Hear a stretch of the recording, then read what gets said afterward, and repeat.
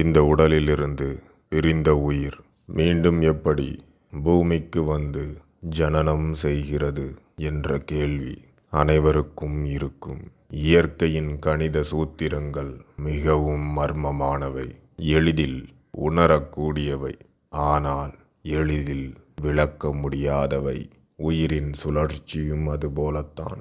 ஆனால் சாம வேதத்தில் பஞ்சாக்கினி வித்தை என்ற வித்தையை குறிக்கும் பொழுது உயிர் எப்படி மீண்டும் உடலுக்குள் புகுந்து ஜனனம் செய்கிறது என்று கூறப்படுகிறது.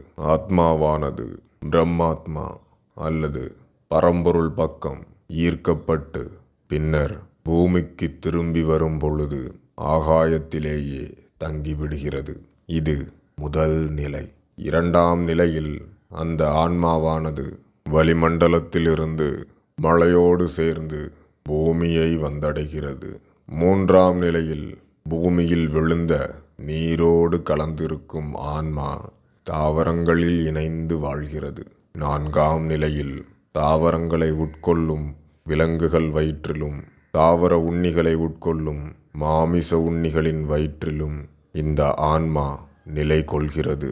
இது மனிதர்களின் வயிற்றுக்கும் பொருந்தும். வயிற்றில் கலந்த ஆன்மா பின்னர் அந்தந்த உயிரினங்களின் வீரியத்துடன் கலக்கிறது. ஐந்தாம் நிலை மற்றும் கடைசி நிலையில் வீரியத்தில் இருந்த ஆன்மா கருக்குழி அல்லது தூள் பையின் உள்ளே இணைந்து புது உடலுக்குள் புகுந்து கொண்டு புது உயிராக பரிணமிக்கிறது. இதையே மாணிக்க வாசகர் தனது சிவபுராணத்தில் புல்லாகி பூண்டாய் புழுவாய் மரமாகி பல்விருகமாகி என்கிறார். சமண சமயத்தினர் கூட இவ்வுலகின் அனைத்து பொருட்களும் ஆன்ம சக்தியை பெற்றுள்ளன என்கின்றனர். இந்த சுழற்சி நடக்க சில நிமிடங்கள் தொடங்கி பல ஜென்மங்கள் கூட ஆகலாம். அனைத்தும் இயற்கையின் கட்டுப்பாட்டுக்கும் செயல்பாட்டுக்கும் உட்பட்டது.